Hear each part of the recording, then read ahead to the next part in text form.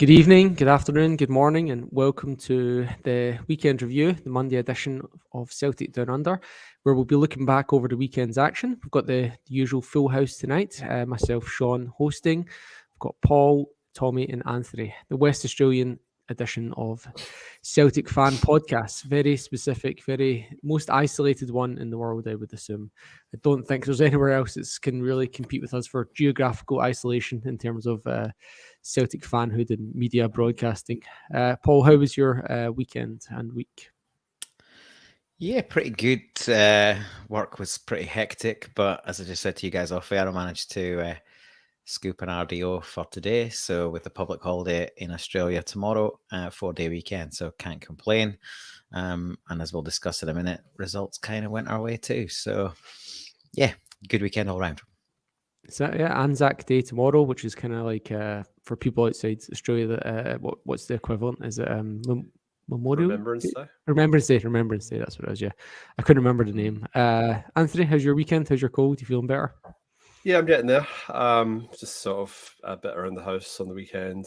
Managed to crack the formula for the best steak sandwich I've ever made. So I'm pretty chuffed with myself on that one. But otherwise, yeah, pretty quiet and took the game in at home. And yeah, and like I said, it all panned out all right in the end, I guess. What a really middle-aged statement there, Anthony. I've cracked the steak sandwich recipe. When I was young, it was like I drank 12 beers. Now it's like I'm getting good at making steak sandwiches. This is the stage of life we're at, mate. So, how did Hammersley go at the weekends? Yeah, it was a weird game we played in yesterday over 45s down at Hammersley, down Korean Open Space. Played against North Beach and won 3-2, but should have been 6-0 up in the first half and ended up just scoring a last minute winner. So, bit of a weird game, but it was nice just to get the win. And I had a sneaky feeling that Aberdeen might do something last night, so I was sort of keen to see what happened there. It was interesting. It was on a bit late for me to be staying up, but yeah, I actually might still have mild concussion. In my game yesterday, I got king hit, which again is an Australian term, but it basically means someone punches you in the back of the head. So yeah, someone king hit me in my game yesterday, and I may have mild concussion. It was a bit of a risky drive home. So that was Calmac Rose. Calmac. Yeah. Wow. This one guy, I knew, like, you know this guy. Do you know what I mean? The ref didn't see it. Do you know what I mean? Like, and it was their coach was the ref. So, yeah, what can you do? Anyway, mild concussion, got beat. Not the best start, and it wasn't a good follow-up to Celtic dropping points, but luckily Aberdeen somewhat rescued the weekend for us. But we'll talk about Celtic first. It was an interesting game. We had, I guess, the big, as Ange said, CCV was back, but there was no return for Jota, no return for Hatate. Moy remained on the bench. So there wasn't too much change from the Kilmarnock game. I think, if I'm saying it correctly, CCV was the only change coming back in, which meant Haksabanovic continued on the wing, and we were continuing with this 4-2-3-1 formation. If you want to call it that, I think the other term we're using for it is the double pivot. Where instead of just having Callum McGregor as the pivot role, we're trying to have Iwata and Callum McGregor do that. So in light of that formation, that lineup, how did you think we performed overall, Paul? How did you give us your thoughts on the overall game? Yeah, it's a funny one because the natural reaction is to be pretty disappointed with dropping points, particularly at home and at this stage in the season. I guess with the result last night, that probably changes how we're all feeling about the weekend overall, our match, the result, and generally our mood coming into this pod tonight. But actually, I watched it back because I was a bit pissed on Saturday because I was forced to go to a family event that I hadn't been given any option on. So I got a bit pissed and then watched the game partly at that event and partly at home afterwards. So yeah, watching it back, it could just as easily be one of these games where we don't really play our best, doesn't quite go, but we stick in a couple, or even we don't give away a sloppy goal and we win 1-0 and we go, well, ticked it off, we're there. So, but unfortunately, it wasn't quite that. Things didn't click. We did give away a sloppy goal. We didn't raise it again. They did everything they could to kill the game, which, you know, they are quite entitled to. Really, the ref needed to knuckle that down a bit quicker. And as it was, it's pretty frustrating and pretty disappointing. But we'll get into the nitty gritty as we go. But there's 2 or 3 pretty good chances that if we take that at either 2-0 or 2-1, we probably close the game out. We win the match. We write it down to a bad day at the office and we move on. Yeah, and to be fair though, I felt like Motherwell actually started brighter, and it took us about 10-15 minutes to kind of work our way into the game. And then I think from maybe 15 to 35 minutes, we were just really dominating that spell. And then there was kind of, I can't remember what it was. There was something that kind of broke their chain, the rhythm. I think it was an injury or something. I can't remember. And then, yeah, second half. I don't know. Anthony, what was your take? Well, I think Ange, his main word was disappointment. And I kind of think that's kind of sort of what we all sort of felt, particularly after the match. It sort of felt a bit Brendan Rodgerish, especially in the first half. Like, we looked very comfortable in possession, but we didn't really seem to do all that much with it. I mean, we created a few long range sort of like, long ball chances, and Maeda, Meme could have maybe done better with a couple of those. And obviously it was a long range deflected shot from Calmac that got us our goal. But I just kind of felt we weren't quite playing to our strengths, which is getting the ball out to the wingers, whipping the ball in, getting the crosses in, cutting back. The sort of play that usually generates chances for Kyogo. He never really got much of a sniff in the first half. I felt Motherwell defended really well. And, on one hand, I say they probably deserve another point. But, the theatrics and all the sort of time wasting and everything that they engaged in the second half sort of, probably takes the shine off it a little bit. But, like as Paul said, they're well entitled to do that. And we needed to be better. And unfortunately, it was a day where we weren't. The substitutes didn't really give us the lift that they normally do. And I think that's something I want to touch on a bit later in terms of how we went about that. And I guess the other comment that Ange made is that we kind of rushed it in the second half. And I think we did. We panicked a bit. And that's unusual for us. Normally, we just play our game and we're monotonous and we're just, we wear the opposition down and we find a way and we score a goal. We carved out, a really good chance for O to seal the 3 points, but didn't take it. And yeah, but I just kind of feel that it was a bit mishmash and not our usual fluent selves. And I mean, admittedly, would you rather get this result out this week before we play the Huns next week? Absolutely. So I just think it's one of those days, a bad day at the office. But I'll touch on a bit later. But the contrast between Ange post match and Michael Beale post match are night and day. But anyway, I'll talk about that a bit later. Yeah, you made a really good point there about the Motherwell defending, and the Celtic TV commentary picked up on it about how many times they got a block on at the front post. So it was Kettlewell had them set up really tactically well, and we can talk about it on its own about Motherwell's overall.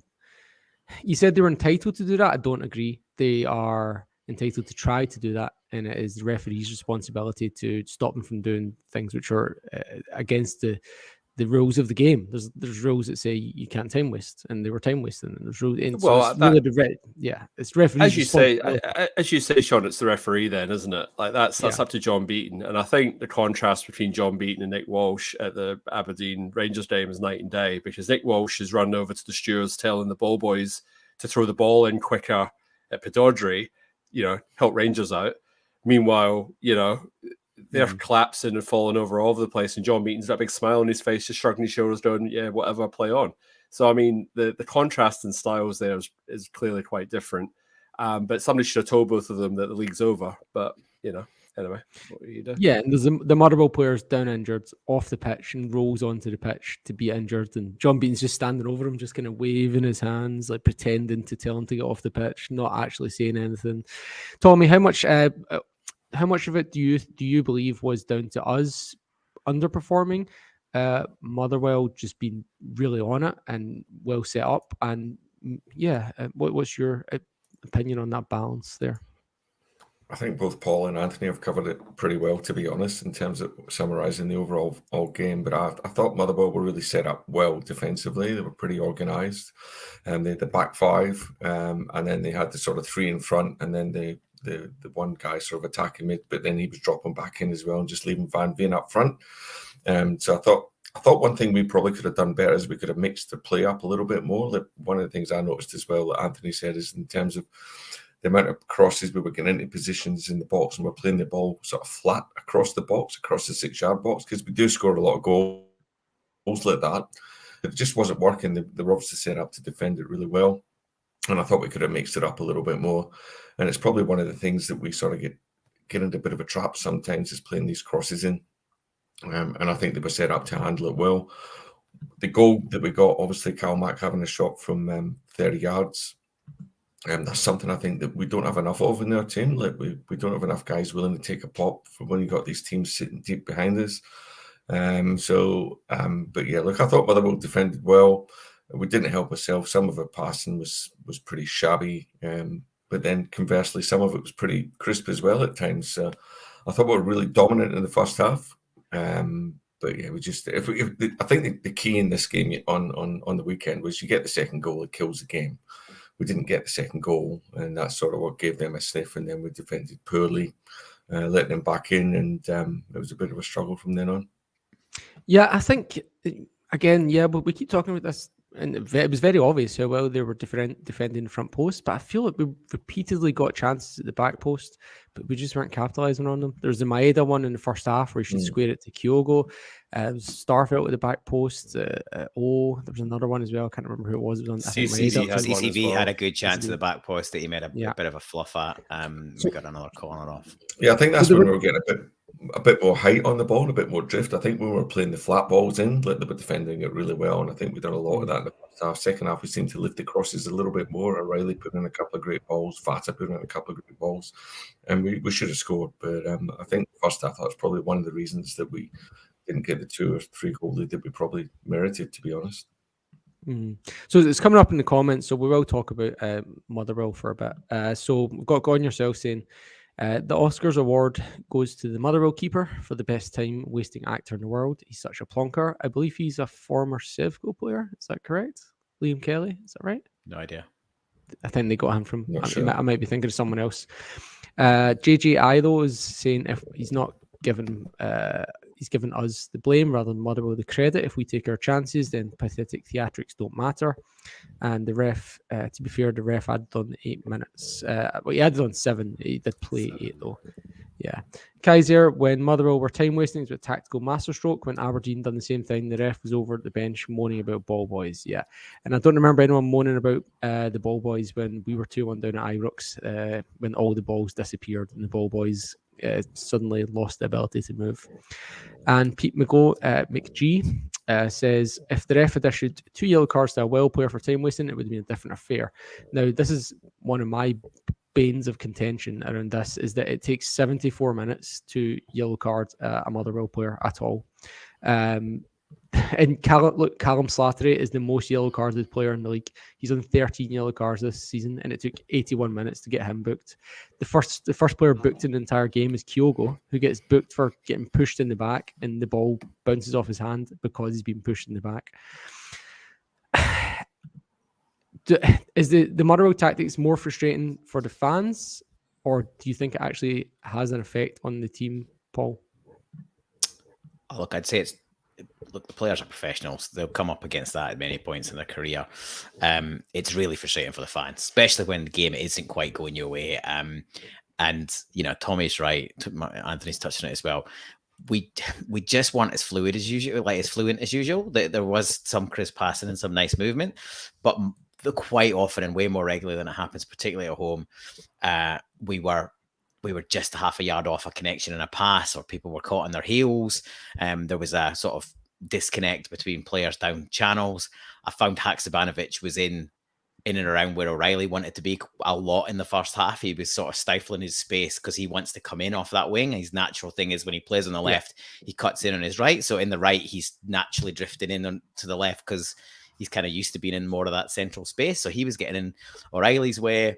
There was a bit of disconnect between him and AJ because they haven't played together very much. So there was times when, and that happened again with Vata as well. He wasn't quite hitting his mark with passes. They were either just behind or just in front, or he was expecting player to go and it was getting knocked ahead. And there was one in the second half. O'Reilly, I think, thought Haxa was just going to go, and they were stood next to each other, and he didn't move, and he knocked it, and it just rolled calmly out of play. So I think the fans generally, when you're not winning or playing as well as expected at home, there's naturally a bit more frustration in the stands. And then when the opposition starts killing time and the referee isn't picking up on it, then it's just a natural there's more frustration. You can see some of our players starting to get a bit annoyed, and to the point, I think one of the guys made earlier, it rattled us a little bit. I think we did lose some of our composure.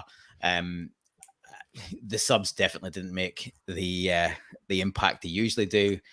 In fact, I'd go as far as that, and maybe we'll get into this a bit more detail, but I'd go as far as to say that I think that most of the subs were pretty much a failure and possibly shouldn't have even happened at that specific point, just in the way the game was generally unfolding at that point in time. On your point about the subs, can I just ask you a question on that? Do you think because of the fact that do you think that the subs contributed to the psychological issues that we were having? Because you're mentioning that we didn't look composed, we were losing our composure. Do you think there's this kind of subconscious message when you're sticking Kyogo in the right wing that we are making desperate subs and there's a need for desperation and it kind of interrupts the system? Look, potentially. I think the Kyogo on the right for however many minutes that was, 10 minutes maybe, just didn't work. And we pretty much, during that period, we were probably the least fluent we were in the whole match. And when he moved back inside again, things picked up again. And he was, so there's a few different things you could do there, like, leave him on and play 2 up and just swap Haxa for Vata, for example, or just wait for that substitution with O, because I don't think it was quite as desperate as needing to throw him on and change it to the point where you upset the balance on that wide position. But yeah, look, I think generally there became a point where we just rushed things, and there was a lot of poor deliveries. Moy came on, and again, do you bring him on at that point in the game with 2 stinkers behind him? I possibly wouldn't have, and he didn't contribute really anything again. Meanwhile, the players that, like Iwata went off and he was having a great game. He barely put a foot wrong, and he went off, and Moy came on and it upset the balance. O'Reilly was having a really good game, bar, it's a huge mistake he does. He gets caught a little bit. He's double teamed on that one when we lose the ball and they score. I'm not giving him too much blame for that. He was at the center of pretty much everything that was good for us, as far as I'm concerned, in the majority of the attacking play. So yeah, they're 2 midfielders. Carl's not going to get pulled, and they're 2 midfielders having a really good game. And we need to be fluent and continue to flow. And we pull both of them out of the game and basically bring on inferior players and mess around with the team. Now, I know Ange likes his substitutions, and I know we play high intensity, but Motherwell made less substitutions than us, and they were probably working as hard, if not harder, trying to defend us when we had the majority of the ball. So fitness-wise, we should probably be able to see out the game. Maeda plays the game at a really high intensity. He plays out the 90 minutes. So sometimes maybe we just don't need to chop and change quite so much when things are going pretty well. I know we do get you usually get a bounce off those subs, but it really didn't work yesterday. And look, I'm the last person that's going to be overly critical of Ange, given what he's achieved. But I think, even in his private office, he might admit that was possibly not what he should have done with the benefit of hindsight. And we've all got 2020 hindsight. Kaiser's mentioned in the comments that we don't have all the data related to player tiredness and injury danger, so it's not always there might be things seen by the staff, the sports science staff, that we're not seeing. So we do. It's kind of hard to be completely definitive on that, but you're right. We should call it the way we see it, even if there is mitigation that we're not going to be getting our eyes on. You mentioned, I did notice that myself. Haksabanovic was like, at first I thought, like, because it happened three or four times, and it was always him, and it was him with O'Reilly, or him with AJ, or him with Kyogo, or whatever. They were not syncing up in their movement, and so it did make me think it was Haksabanovic, and it started to make me wonder if that's just his style of play, in the sense that he's just one of those kind of maverick players who doesn't like to follow the system. And I don't know if that's gelling him well with his teammates, but at the moment it's looking like he's going to be the one that's starting in the semi-final next week. Pete McGee thinks he should never start there again. Anthony, what did you make of Haksabanović's performance, and do you think there's a case for Vata starting next weekend? What would you do in the wing? We're in an unfortunate position at the moment where we've got a first choice right wingers. So Jota's injured or unavailable, Abada's injured, and James Forrest is injured. So we're basically playing potentially your fourth choice in the right wing position at the moment. I think we can all agree that Haksabanović is better on the left. He cuts in on his right foot. It seems to suit him better. And then if not that, then sort of maybe playing that sort of 10 role possibly. But I think he's a bit of a square peg in a round hole at the moment. But unfortunately, other than Rocco Vata, we don't really have another option. Maeda can't play out there. And then who else are you left with? I mean, there's no one else available at the moment. I think Ange, I'll be a bit critical. I think Ange should have taken Haksabanović off when he did, but he should have put Vata on in his place and backed the young lad to deliver a couple of crosses in, which he's capable of doing. And on another day, he could be on 2 assists by now because he set up pretty well in Ayrshire. And then, who should have buried that chance? I mean, it's as free a header as you're going to get. He just has to get something on it, and it's the back of the net. So on another day, he's sitting on 2 assists. So to answer your question, will he start the cup final? Well, I think he might have to. I mean, it's a big gamble to put, Rocco Vata in that situation. The other option is obviously if Jota or, somebody comes back from injury, I'd be inclined, if either him or Abada are fit, I'd throw them in. I don't think Haksabanović has done enough to hold his spot. So I think he's definitely the one who would miss out if someone else was available. But that's a pretty big if.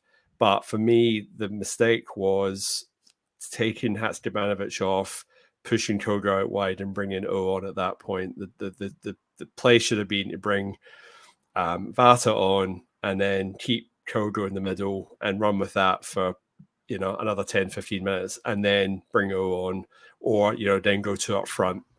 But I kind of felt, Koga out wide wasn't the answer. He wasn't the answer at Ibrox last season when we had Edouard playing up in the middle when he played on the left, and he's not the answer on the right either. It's just unfortunate. It's just timing. It's the fact that we've got three players missing for one position at the moment, because this is where James Forrest would have been getting a game if he was fit. So it's just unfortunate. But like I said, I think it's a big call to put Vata in a cup semi-final. Yeah, yeah, definitely. And Abada was training yesterday, apparently, after the game. So there's I guess, match fitness aside, there's a chance he does come in. Mahesh has said in the comments, have a look at Celtic's mids average field position. You could throw a butterfly net over them, made it easy to defend against. Not the positional triangles we were seeing under Hatate, Moy and Calmac. So you could argue that's to do with the formation change, or you could argue maybe players like Iwata just don't have as much attacking dynamism as obviously like Moy and Hatate do. What's your feeling on that, Tommy, the midfield? The first goal comes from Iwata squaring it to Calmac. I get it was a low percentage goal. When you score from 30 yards, it's always a low percentage goal. But what do you make of the midfield at the moment, Tommy, based on yesterday's performance? Is it more suited to, do you think it would be better suited to Sunday's game, or what's happening? Well, I think for me is that what I really thought on Saturday is it was the first game where we really noticed that how much Hatate brings to the team and how much we really miss him. There's been some games earlier in this season where, we've had similar sort of games where we've been doing the same sort of things. We've not quite been clicking. There's been passes going astray and that sort of thing. And Hatate, like Ross County springs to mind just before the World Cup, where he sprung up and just done a little dart and made a goal out of nothing for Turnbull. And then he's touched for Haksabanović to put the ball in the net. And also another thing for Hatate for me is that he also helps Starfelt out a lot, because he's always coming into that sort of inside left channel, picking up the ball and sort of taking the pressure off him, trying to distribute the ball because he's always there. So I feel that Saturday we really felt the loss of Hatate. So unfortunately, given how long he's been out, I don't think you can bring him back next week. Even if he was fit, you'd have to start him on the bench. Iwata's been good, but Iwata is, look, for me, it's there's still a question mark over his attacking penetration in terms of, playing that ball in behind and getting the timing right, timing the runs. There's sort of signs that he might be able to do it, but not 100% sure yet.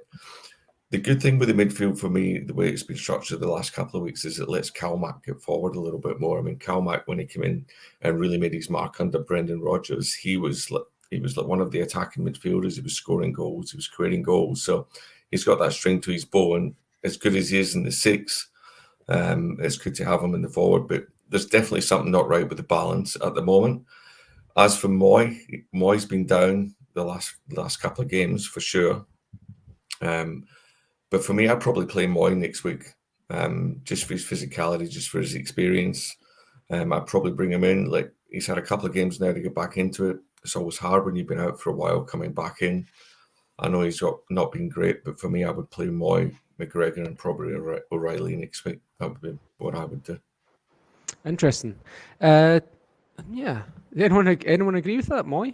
Paul? Anthony? Probably not.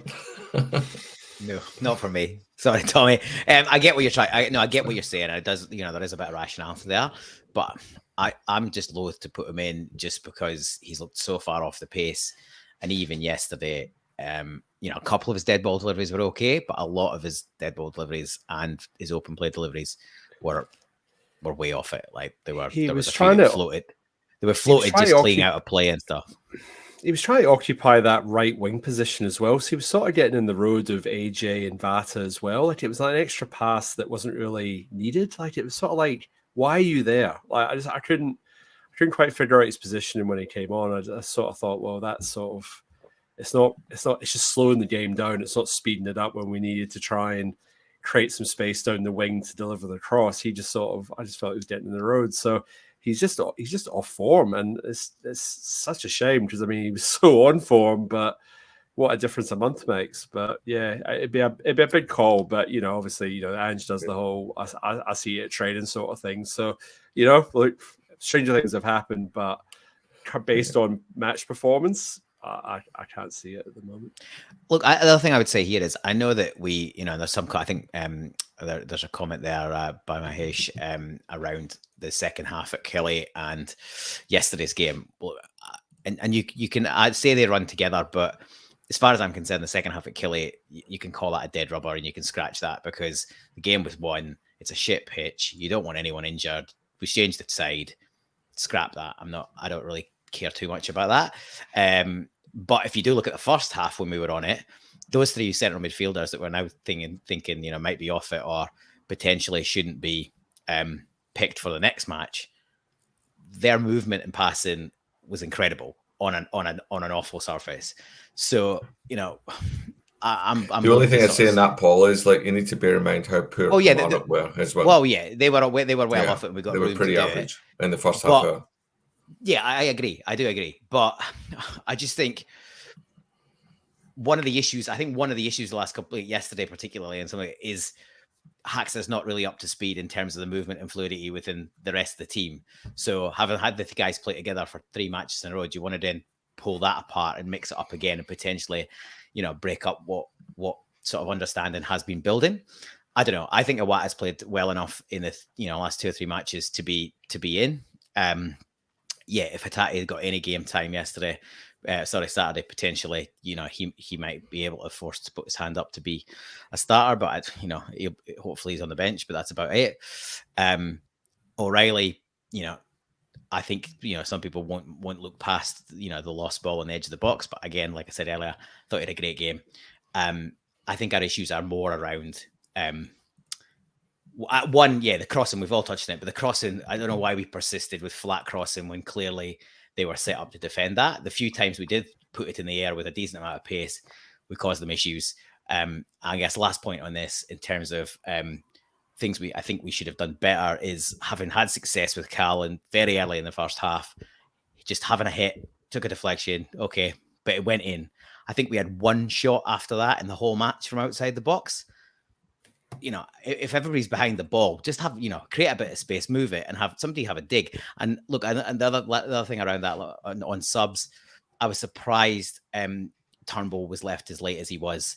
I think it's a game that was tailor-made for Turnbull to be on a little bit earlier. His digging from outside the box is really accurate. He often get a goal late in matches when teams are tiring, and it's fine in hindsight, but he's the kind of player, we haven't got many that were likely to score from outside the box, but he's one, and I would have had him on earlier, and I would have been asking him any clear sight of goal, have a ping, which he's not shy to do anyway. So horses for courses, but yeah, there's quite a few things I didn't think we got right. But yeah, I guess back to the original point, I'd be quite happy to see the three that started the last couple of games start in the middle. It wouldn't do me too many concerns. And Rangers would have something different to get their heads around, because we haven't really played that from the start with that additional positioning and the movement between those three. Well, they've also got Ryan Jack is out and Nico Raskin's a fitness test and Todd Campbell's an empty jersey, so it could be back to the cup final kind of. So I mean, is Kent injured? Or is he just dropped because he's potentially injured? Kent is injured, but expected to be back. Same with Goldson. So even though they're injured, they're allegedly expected to be back. But Kent was a passenger in their last game, and he's not going to be putting himself into any tackles when he's on when he's not got a contract for next season, right? So I'm not worried about him. Kaiser's made a couple of good points here that I hadn't given too much thought to before, which is that our system generally, with our fullbacks normally coming inside, with this kind of the double pivot now it's getting a bit congested, and I don't know if that's part of the problem. Like the fullbacks are being asked to play more wide now, and if they're maybe not just used to that kind of system. But what I do want to move on to is the Motherwell goal. So I'm a defender and a coach. Anyone else here? So Tom, Anthony, yeah. So I've been a defender at times, but yeah. My first bugbear is you should not be one-on-one with an attacker when you have a corner. However many attackers there are, you should have that many defenders plus one.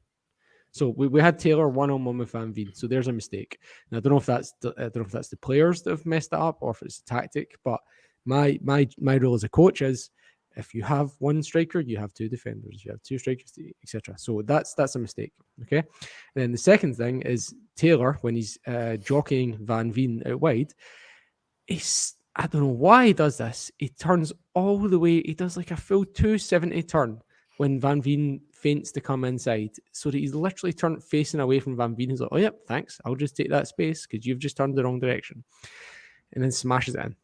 So, and some people were saying Hart should have done better. So we've got a mistake. O'Reilly caught in possession, one-on-one with the defender. Greg Taylor does a 270-degree turn, which is, again, even if you're playing gridiron, you're trained to specifically not do that, because you're not looking at the ball when you do that if you're playing American football. And then some people were saying Hart could have done better. I don't actually agree with that fourth point, but the first three, yeah. Okay. Tommy, what did you make of the goal? Yeah, look, it was interesting. I mean, obviously O'Reilly lost it in the edge of the box, and it was something I thought we'd done less of on Saturday. It was something that to me was a little bit noticeable, is we were taking less short corners than we normally do. Normally when we've got Jota in the team, that we're always looking for the short corner. So obviously we took that one there, and then O'Reilly sort of lost it in the edge of the box. It was sort of 50-50. I don't think you can blame O'Reilly, because it's in the edge of their 18-yard box. As you say, the setup behind the ball wasn't correct. Like, for me, it's how does he get one-on-one? Now, for me, if that's one-on-one with Starfelt or CCV, there's no way that ball's in the back of the net. And just the strange thing for me is just why he turns his body. Like, you keep yourself side on. Even at our level of football, which is amateurs, old men football, you keep yourself side on, you keep your eye on the ball. But to be fair to the striker, he did him, and he just did a little feint, made him turned his body. I don't think Hart's got anything to do with that. I think it was a really nice finish by the player, to be honest. I think he scored something like 20-odd goals this season. So he's been doing well. But yeah, I totally agree with your points. Like, why do we only have one back with Taylor, who's not the quickest in the world? He's not the best defensively in the world, for all we give him credit, and he has been a revelation since Ange came over. everyone makes mistakes. He made a mistake and got punished. But for me, it was a pretty poor goal to lose. But it's not the end of the world in my view. Yeah. Paul, so Anthony? I was just going to say Van Veen, it was his 24th goal of the season, 20th in the league. Really the only, pretty much spot on, 20 odd, that's it, spot on. And really their only threat. And that, apart from another time in the second half after that goal, and clearly it was a tactic for him to post wide in one of the channels and hit long balls to him and try and get himself isolated one-on-one and cut back in. There was one on the left-hand side that diagonal went to the left and he pulled off, and we were pretty poor. We had more players back, but we were pretty poor. He must have beat 2 or 3. And then he had a shot from outside the area, hit the target, Hart made a save, but it wasn't very threatening. But he was really always going to be their only danger. And yeah, to get caught one-on-one from an attacking play. We touched on this, all right, between us, and I certainly mentioned it a few weeks ago. It's a real bugbear of mine if we set up to put both centre-backs forward to then do a short corner. And yeah, the intention might still be to shift the angle and throw it in. But by that point, it must have gone through 2 or 3 phases for O'Reilly to end up on the edge of the 18-yard box again. If you've put CCV and Starfelt up, and Starfelt, to be fair, had quite a few chances from headers, he was starting to dominate the box. Throw it in, because then that doesn't happen. Because then if you throw it in, there's a melee in the box, or it goes wide or in, or wherever it ends up. You've got then time for everybody to funnel back and defend. As it stood, by not getting it in, the play broke down. You can call it a hefty punt or a really good long pass, but either way, put them in one-on-one, and then you're asking for trouble. And I agree with the rest of you. I don't think Hart, I saw some of the commentary again. I don't think Hart can take any blame for that. Taylor's, totally sold the jerseys. I've no idea what he's thinking. It's just a massive brain fart. He's been turned inside out. And as soon as he's turned his back, Van Veen's a good player. He shifted out his feet and then he struck a really good shot. And he's a man in confidence. So, fair play to him for that. But on a side note, he was lucky and smart. He could have got himself sent off near the death because he was on a booking, and he kicked the ball or threw the ball back onto play to try and slow one down, and then realized he was on a booking and quickly kicked it back out of play. So he got himself out of jail there. But that was just a little aside. But that shows it's a daft goal. It's a daft goal to lose, but on everything, we'd rather have a performance in a daft goal like that this week than next. But that thing you're talking about, Van Veen, it shows 2 things. 1, they're being trained to do that. And 2, they know that they can get booked if they do it, because he's reacting, oh crap, I can get booked for this. So they know they do it from minute 1 until minute 74 when they start getting booked. They know they can do it until the referee books them, and they know they can get booked for it. So and they're trained, the referee could easily stamp this out.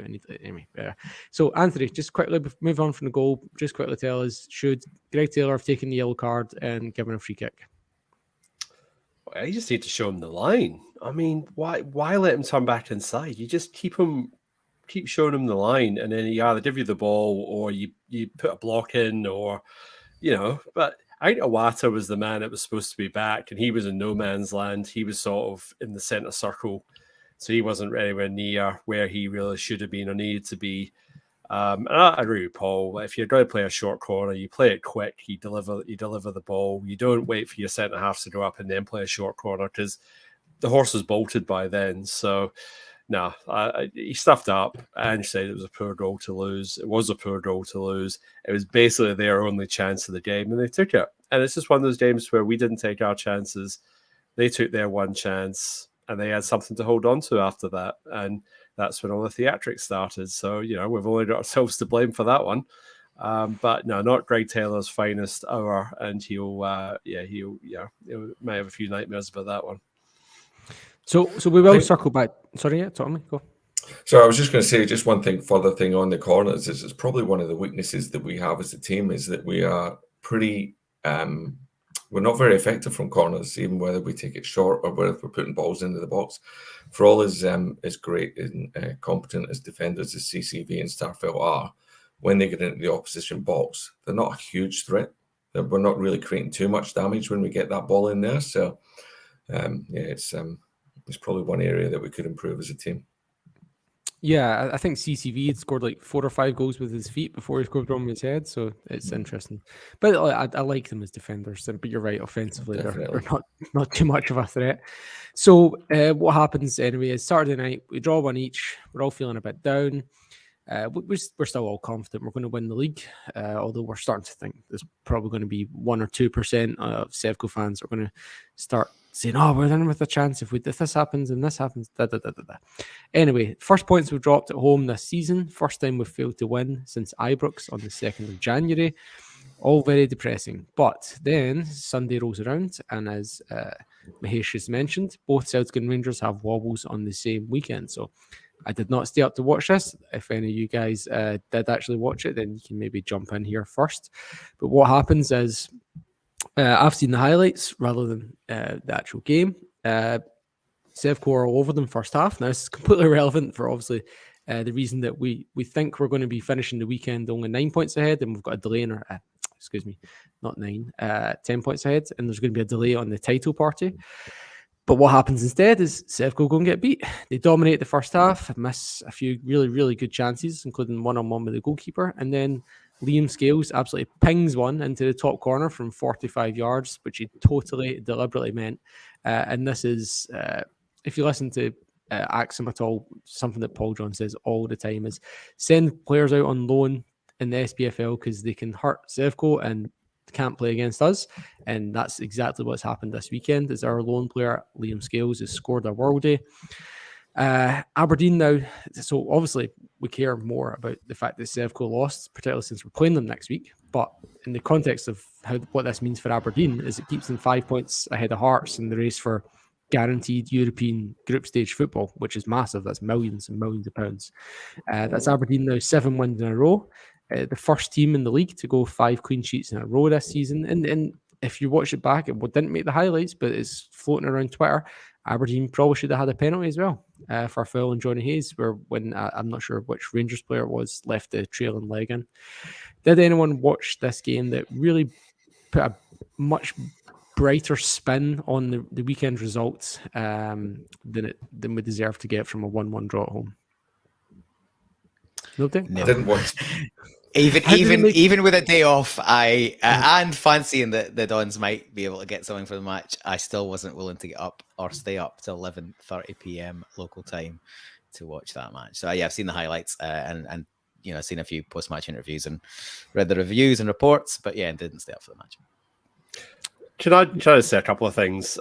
Second goal, Miovski, the marking there is pretty average. It was classic Barisic. Born out of the back post every time, asleep, absolutely asleep. It's a great ball in, though. It's a really good ball in by Clark. It's a good goal, but I mean, far out. Like what is going on with the defending? And then I'll touch. I alluded to this earlier, but I'll talk about it now. Michael Beale, like. Excuse central, like Sakala was fouled on the lead up to the second goal. We didn't respond well to the first goal going in. It was a freak goal. It was a fluke. It was this. It was that. Then he goes, Derek had Aberdeen organised really well. Who's Derek? Derek McInnes? He hasn't coached Aberdeen in years. What is he on about? So he's just totally off the plot. He's lost the reservation. He was just his press conference for 5 minutes, and I was absolute gibberish by the end. And I'm like, compare that to Ange, 2 minutes on Celtic TV.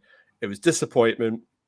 It was, it was a terrible goal to lose. We didn't take our chances. We got a bit frantic near the end, not good enough, disappointed. And then the guys try to put a positive spin on it, saying, Ange, we still got a point. We're a point closer to clinching the title. And he's like, nah, that doesn't sit well with me. It was a poor performance, and we'll look at it and then we'll move on to the next game, sort of thing. So he wasn't remonstrating about Motherwell players falling over and all this rubbish. No, none of that. It was, we didn't play well enough. We didn't deserve to get a result. Didn't deserve to win the match. Meanwhile, Beale's just like try to blame, throw everyone under the bus. And it's just, he's such a plonker. And honestly, God, like, I tell you what, if we do beat them this weekend, and I'm confident we will, if we do, the knives will be out. I mean, they're already sharpening them at the moment. Like, they hate getting beat by Aberdeen. And yeah, they are absolutely. I mean, the all the Rangers message boards that were, they're on fire this morning. But you can only imagine what it's going to be like when they're knocked out of the cup, because that's their last glimmer of hope for this season. He's already talking about next season. He's saying, "Oh, that's a warning for the players next season." So he's, it's just all a write-off for him. It's embarrassing. He's just, I mean, I don't think it's a coincidence that this is the first game they've played since Michael Beale, came out and publicly said, "I've got everything I can get out of this group of players." Like he said that. He said, "I've got the maximum I can possibly get out of these players." He publicly came out and said, "This is the best they've got." And then the next game they turn up and do that. Morelos has an absolute stinker from by all accounts. Mahesh is saying Aberdeen just pushed up on them, and they crumbled at that point. They're bringing, I don't know if you've seen their bench. What a list of names I have never heard of in my life on that bench. Like, there was names I'd never seen before on that bench. They only made 2 subs because there was just nobody on the bench. So hopefully it's something that like we can really make the most of. But one thing I do want to talk about, because obviously Sunday is looming now, and when we drew 1 each with Motherwell, we're saying this is the wake-up call we need. Okay, what did Sevco come out and say after they lose 2-0 to Aberdeen? This is the wake-up call. Do you know what I mean? Is this all just like is there actually, what's the psychology going into Sunday based on these 2 results, Tommy? Or is that just media speak that they're coming out with, or is there going to be any psychological difference from these 2 results going into Sunday's game? I think it's going to be sort of 2 different approaches, isn't it? Because not only have they lost yesterday when they had the opportunity to close the gap, which is the first time they've played after us on a weekend, and I don't know how long. I don't know how many weeks in a row they've had the advantage of closing the gap and putting the pressure on us, so to speak. So obviously we drop points on Saturday. It gives them a sniff, and then straight away they kick the bed, sort of thing. The additional, I had to correct myself from swearing there. But I mean, for me, the additional psychological thing is that they've not beaten us this season. They've not beaten us since the Scottish Cup semi-final last year, and we're a different team from that team last year. I think it's more important for us psychologically to drop a point. I think it'll hurt us more dropping a point on Saturday against Motherwell. A little bit of a kick up the backside to make sure that we're on it next week. For them, they've got to deal with losing to us a couple of weeks ago, losing to us in the League Cup final, losing a last-minute equaliser at Ibrox, getting pumped 4-0 at Parkhead. They've got all that to deal with on top, and they're all talk. And it's something that Anthony said, look, Michael Beale, and we touched on it after the Rangers game, all the stuff they came out with, it's just all deflection. It's just trying to take away the narrative from actually what's happening on the pitch. So for me, I think it's a good thing that we drew on Saturday now, that given that they've dropped points, they haven't been able to take advantage of it. And I think it's going to be the little kick up the backside that we need to be, hey, we need to be on this, because as much as we like to laugh at them and we don't think they're a fantastic team, they're a decent team. They give us our hardest games. So we need to be on it from the start. Yeah, and I don't want to spend too much time on it given the time constraints we have, and given that it's Tuesday and Wednesday, guys will probably cover it in great depth. But you're right, this is all building up to the biggest, potentially the biggest game of the season. But that said, the top 6 was finalised at the weekend. You had Hibs, St Mirren and Livingston duking it out, and between the 3 of them, they got collectively 1 point from Hibs. St Mirren lost home to Calmac, who hadn't won a game away all season, but somehow won 3-0 in Paisley. And Livingston lost to Dundee United, who are now on 3 wins in a row. So Ross County not looking good for staying up. But what that means is the other 5 teams we will be playing in our remaining 5 fixtures are Sevco, Aberdeen, Hearts, St Mirren and Hibs. And the only one of those we're due to play at home are St Mirren. So we're going to be playing St Mirren at home. And then we will play Sevco away. And allegedly the police are pushing for that to be the 37th game, which is a midweek game. So apparently the police are pushing for that to be the penultimate game on a Wednesday night, which is bad for us, but in WA, but probably, I guess, good for the police. Who knows why? But what that means is we're going to have a fixture reverse from either Aberdeen, Hearts or Hibs. One of them is going to be unhappy because that's going to become a Celtic Park game for the third. They're going to have to come to Celtic Park for a third time. What it also, with Sevco dropping points, what it also means is the next time we win a game, we win the league. Our next league game is on the same weekend as some inbred German Greek guy getting a £1 million crown put on his head. So there will be a lot of, from what I understand, there was not too many applications for street parties that weekend, but there might be now. So when the fixtures are released, probably tonight or tomorrow, then we'll find out who we are trying to win the league against when at the same time as the next inbred royal is getting ascended to the throne. It's obviously not going to be Sevco, and I'm pretty sure they'll save that St Mirren home game. They'll save a home game for the 38th, the final game for Trophy Day. So they'll save a home game for that. So that, to me, that means we're going to be having Aberdeen, Hearts, or Hibs. We'll get the sheep. We'll get the sheep. They're absolutely on fire. Like the stats we've reeled off, what is it? 5 clean sheets, 7 wins in a row. Right. They'll absolutely send us there that week, 100%. So yeah, I fully expect that to be the game. I think Hibs will be the unfortunate team that have to play at home against us because they'll be looking at the supposed third place battle between Hearts and Aberdeen. And it's unfair to make one of them come to us 3 times. So I think that sorts that all out. But yeah, take your pick in terms of that. But I reckon we'll be away to Aberdeen, probably home to Hibs the following week. Mm-hmm. And then, away to Hearts, away to Rangers, and then finish it off at home to St Mirren. I would guess that would be the fixture split. That probably gives us the hardest run possible to try and complete the title. But yeah, look, if we can go up to Pittodrie and beat them on the run of form they're on, which, look, we should, but it'd be no mean feat given how Robson's got them playing, and they'll be bang up for it, especially after having gotten a result against them lot. We'll more than thoroughly deserve it, which I think we will anyway, but I think that's exactly what will happen. Yep. And hopefully, you're right. If we have to earn it, we have to earn it. And if we can celebrate it that weekend, that'd be great. The holiday aspect is not relevant for us down here, but everyone in Scotland, I think, has a day off on the Monday. So, happy days for them.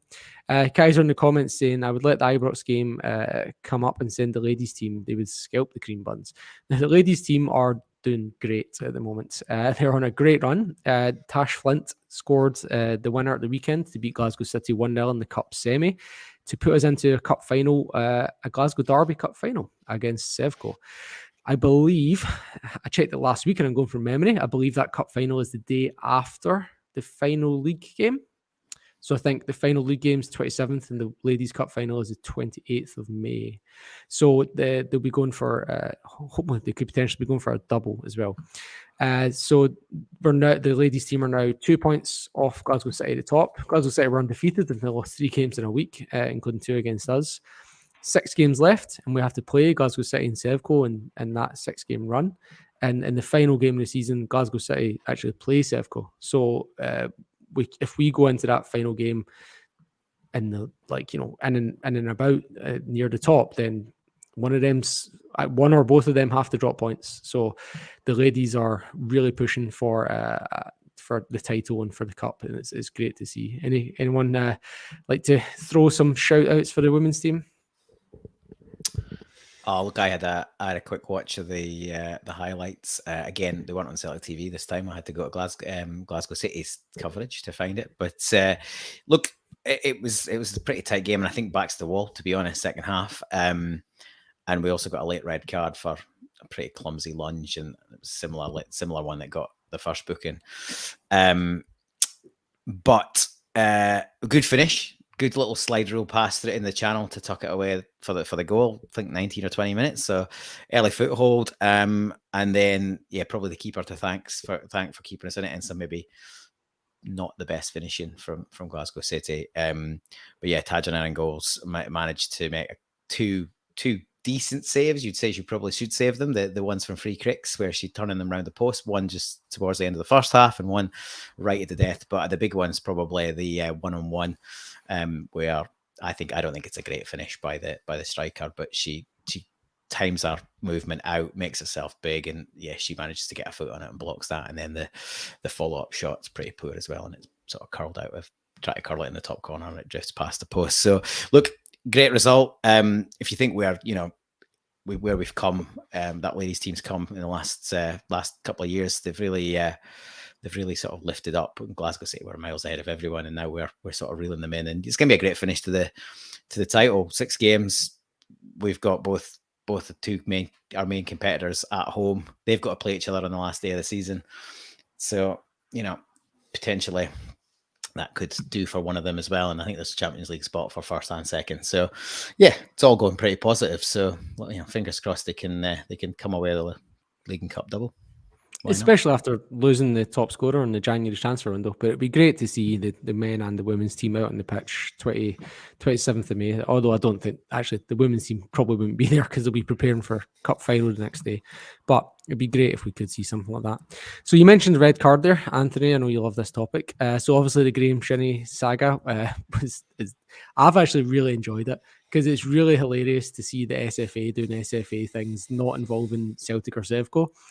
So to see it being around Aberdeen it's just been great. I've just been getting the popcorn out for this one. Increasing it to 4 games, ridiculous. Aberdeen coming out and saying the SFA have apologised. SFA coming out and saying we didn't apologise. It is just absolute pantomime Scottish football. It's hilarious. And the icing on the cake was this weekend when the Hibs player Jeggle gets a red card for a similar but not as vociferous tackle. I didn't catch the player it was on, this Johnson player. But yeah, what's your take on this red card saga, Anthony? We're getting towards an hour, so maybe keep it brief. I sort of watched a few different angles today, and I'm like,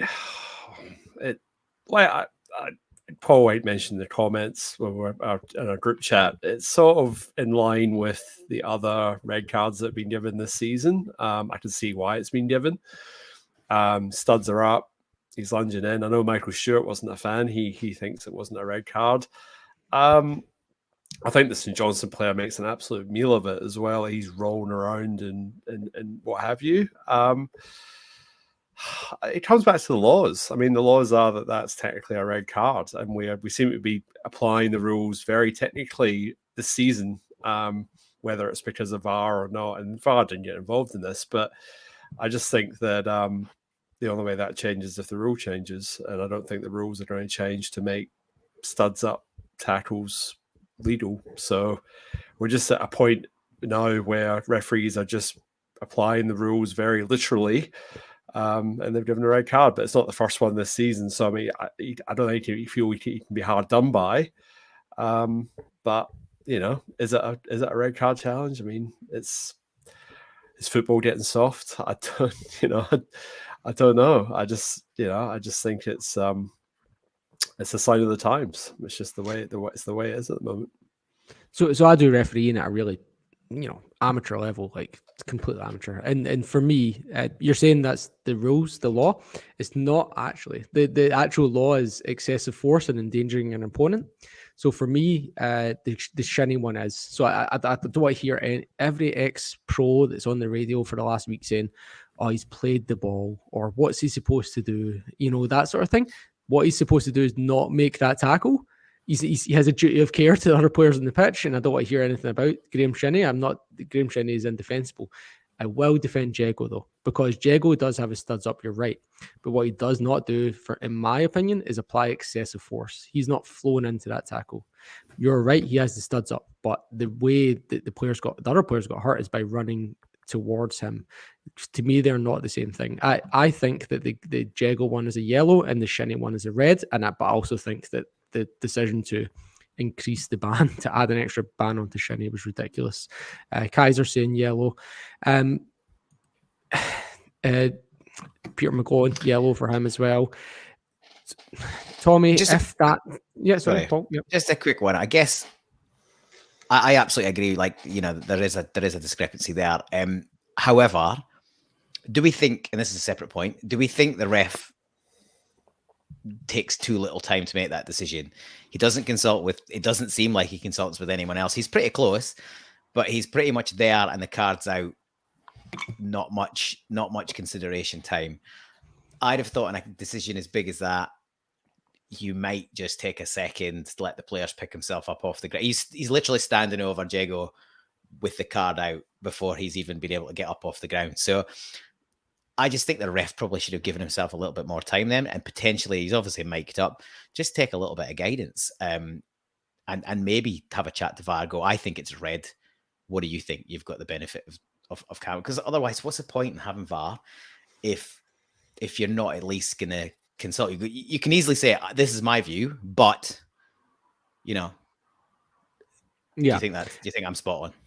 And no, you're right. And I think when was it Ewan got sent off at Celtic Park, when Carter Vickers kicks in the head, the ref waits till Carter Vickers is finished getting treatment before he sends the player off. So he takes the time to think about it, and we're like, is he going to send them off? No idea. And then it takes a full minute and a half, and then he sends them off. So you're right. Do give yourself the time to think, to process. Don't react to the players on the ground. That's, players will do what they do. Tommy, if that Jago tackle happens on Sunday, is it even a booking? Probably not, mate, to be honest, at our level. I mean, we see a lot of terrible tackles at our level. Sorry, I meant at Hampden on Sunday. Oh, at Hampden? Oh, I thought you were going back to Hammersley, mate. That's what I'm thinking about. Yeah, I got punched in the head and didn't even get a free kick, so I'm not talking about earlier. That's what I'm talking about. I couldn't remember whether we said that online or offline. So, look, it would take a brave referee to do that either way. Although I would have to say that with my Celtic hat on, there'd be more chance of it being given adversely against us than there would be the other way. Hopefully I'm wrong. Well, we've got our referee, according to the Sevco fans this week. We've got Willie Collum. So it's the Catholic school RE teacher. So no conspiracies there being put out by the Sevco fans, who have a literal employee taking charge of their match yesterday. One thing I will say about that is, Willie Collins far from the best referee you're ever going to get, but he is generally incompetent both ways, unlike some other referees that you can see. Like John Beaton on the weekend, for me, was a disgrace in terms of how he allowed Motherwell to get away with what they did. And that was always going to happen. You get other refs, but as for me, Willie Collins, he's not. I don't think you can accuse him of being either way, leaning either way. I just think that he's just not very good. That's just what it is. So look, if I had to take a pick, I would probably take either him or maybe even Nick Walsh, who I thought was really good in the League Cup final. The thing about Colum is he's another one, and some are more like this than others. But he never really wants to. He never wants to put his the cards out of his pocket early, in any game, but definitely not in a derby. So I don't know. I like these. That's probably the fourth or fifth red card like that this season. And on watch back, most of them you would probably say there probably was endangerment and a bit of an excessive force. It's not something we see our players going to ground aggressively too often, to be honest. But you'd think on the back of the last couple of weeks of those type of things happening, the team will be well briefed on not even putting that as a, don't even put yourself at risk of that. Just stay on your feet, press as a unit like we always do. Don't be coming off your feet for any real reason, to be honest. Like, it's not worth it, especially the way the game is at the minute. I think that's a really good point, Paul. And if you think back to the League Cup final, you could sort of really, when you saw the Rangers players getting into the box of the League Cup final, after what happened at Ibrox with Sakala and Starfelt, you sort of sense that maybe they've been instructed to sort of hold the feet and stand up and stand the ground. So it's a really good point. Yeah, and there's a couple of people in the comments making the point that Colum pro-Hun decisions recently because he's a ref broken, and I totally agree with that, becoming the worst pro-Sevco ref, Scott Howe. And it's not because he has Sevco leanings, it's because every time he gives decisions against him, he gets the naughty dog treatment and gets taken off their games and relegated. So like he's absolutely been broken by the SFA, and this to me is like it's tantamount to the kind of Juventus Calciopoli scandal. Do you remember that? Where they were selecting refs? Yeah. The Sevco are essentially doing the same. Anytime they're not happy with something, they write a letter and the ref gets taken off their games. So how's that different? Anthony, Well, I mean, that's a big rabbit hole we could go down, couldn't we? I mean, really, if we wanted to. I mean, how far can we go down deep? So yeah. I think we're over an hour, Sean, so I don't think we'll stretch that one tonight. Fair enough. We'll leave that Wednesday, guys. If you're listening, add that to the run sheet. Our Sevco going through a Calciopoli standard, like Juventus did. Okay, so let's circle back to our final thoughts and wrap up with the Celtic Motherwell game. So Celtic 1, Motherwell 1, goal scorer Calmac. Lots of focused on kind of some of the negative performances, but let's finish with talking about who was our best player, who was our man of the match, Paul, and why. So for me, one player kind of head and shoulders above everything else, and that's the captain. Cal McGregor was I think easily her best player. Led from the front, made the fewest mistakes, obviously got a goal, but continued to sort of drive us forward second half, even when things weren't going well. He was pressing players, breaking the lines. For me, it by far wasn't his best game of the season. Far from it. No, nobody was amazing, but he was far and away our best player, I would say. So yeah, Calmac for man of the match for me. One vote for Calmac. Anthony. I'm also going to go with Calmac. Like I said, I think he was the best of not a bad lot, but a best of a very average lot. He created the scored the goal, created a couple of chances, a couple of his long ball efforts were the ones that made and nearly latched onto.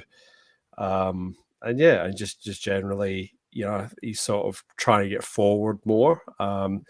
So I think he did enough, but like I said, I think it was slim pickings this week. So but I say still would deserve it. 2 votes for Calmac. Tommy. Exactly the same. Yeah, I thought Calmac was the best player by distance. Even just before he scored, he sort of got the ball, sort of just the edge of the halfway line, bust forward, beat a couple of guys, trying to drive the team on. Had a shot early on from distance that just sort of went over the bar. Made some good runs in behind. Passes weren't quite right. But yeah, enough for me. Calmac was easily our best player on Saturday. And he looked really angry coming off the pitch as well. Didn't look happy, which is good for Sunday. Yeah. I thought O'Reilly had a great game until he gave away the ball for the goal. I mean, I thought apart from that, he looked really good. He was moving a lot, great touches and movement. And you guys almost persuaded me with your 3 votes, but I'm glad these guys in the comments are backing up my decision here that who I would like to vote for. Mahesh Awata's movement better than Calmac. Awata man of the match, Peter McGlowan, Kaiser, same Holy Wata. For me, my vote would have went to Awata, and I thought, Paul, I think it was you mentioned earlier, it was really stiff getting subbed. That was really harsh. I thought he had a really good game. And even, I know his assist for the goal is like, they say the sort of stuff that like when Turnbull gets an assist, we're like, yeah, okay. And, he squared the ball to Haksabanovic, who's taken 5 players and scores, that kind of thing. So it was like, he literally, but the way he can kind of good footwork, pretty good footwork. It was amazing footwork. It was amazing. And when you see stuff like that, you're like, right, okay, this guy's got something. He's got a bit of class. Yeah, exactly. So it just looks like, just the replay of it. It's like, I just love the way he does it. It's just as if it's so natural the way he moves the ball out there and off the. Yeah, I loved it. So Iwata for me, but by consensus, McGregor from you guys. So just we'll just wrap up now. Anything that we've missed? Anything you want to get in, guys, before we wrap up? Paul, final thoughts? Nah, nothing for me this week. I think we're obviously a little bit over. So yeah, looking forward to the game next week, and hoping we get a few people back fit enough at least for the bench, if not the start. Anthony? Yeah, likewise, just busy week this week for work, so just trying to get through that, and cup semi-final on the weekend, so hopefully one for the good guys. Yeah. Tommy? Just one thing, obviously it was the 4th anniversary of Billy McNeil's passing on the weekend, and just a legend of the club, absolute icon, a great part of Celtic, led Celtic when I was growing up, and just an absolute icon. So just thought I'd mention that, and looking forward to the game next week. Thanks, Tommy. looking forward to it myself, but I'm not nervous yet, but I'm sure I will pretty soon. I've been refreshing my News Now feed every 5 minutes to see if these fixtures are getting announced before we go off air, but they're not yet. So I'm sure that will happen soon. Between now and Sunday, can you please like this show at the bottom? The actual like helps, as well as the fact that you've watched. Thank you to everyone who's watched live and is watching later. Can you please subscribe as well if you haven't already? We're very close to 1,500 subscribers. That would be great. We have various social medias listed along the top here: Instagram, Facebook, YouTube, and Twitter. If you'd follow us on there, and even if any of our contributors, if you'd like to follow me, I occasionally post any nonsense that you may want to react to. But apart from that, thank you everyone for listening, and we'll hopefully be back next Monday with a victory in the Scottish Cup, and looking forward to a Scottish Cup final. Otherwise, we'll be having a very depressing kind of moratorium of what's happened, but either way, we'll have something to talk about. So thanks everyone for listening. Hail, hail. Hail, hail. Hail.